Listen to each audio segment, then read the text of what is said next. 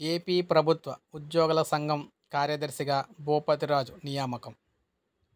ఏకగ్రీవం అన్నమాట. అంటే ఆంధ్రప్రదేశ్ రాష్ట్ర ప్రభుత్వ ఉద్యోగుల సంఘం కార్యదర్శిగా రాష్ట్ర గ్రామ రెవెన్యూ అధికారుల సంఘం అధ్యక్షుడు భూపతిరాజు రవీంద్రరాజు మూడోసారి నియమితులయ్యారు. ఏపీ ప్రభుత్వ ఉద్యోగుల సంఘంలో తనకు మరోసారి ప్రాతినిధ్యం కల్పించడం పట్ల సంఘం అధ్యక్షులు కేఆర్ సూర్యనారాయణ, ఆయన కార్యదర్శి రమేష్ కుమార్, అసోసియేట్ అధ్యక్షులు బి సుగుణమ్మలకు, ఇతర రాష్ట్ర కార్యవర్గ సభ్యులకు కృతజ్ఞతలైతే తెలిపారు.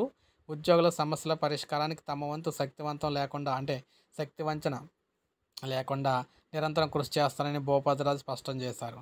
సూర్యనారాయణ నేతృత్వంలోనే ఉద్యోగుల సమస్యల పరిష్కారానికి రాష్ట్ర కౌన్సిల్ సమావేశం ఇక్కడ వేదిక అయిందని ఆయనైతే ముఖ్యమంత్రి చంద్రబాబు నాయుడు, డిప్యూటీ సీఎం పవన్ కళ్యాణ్, మంత్రి లోకేష్పై తమకు నమ్మకం అయితే ఉందన్నారు.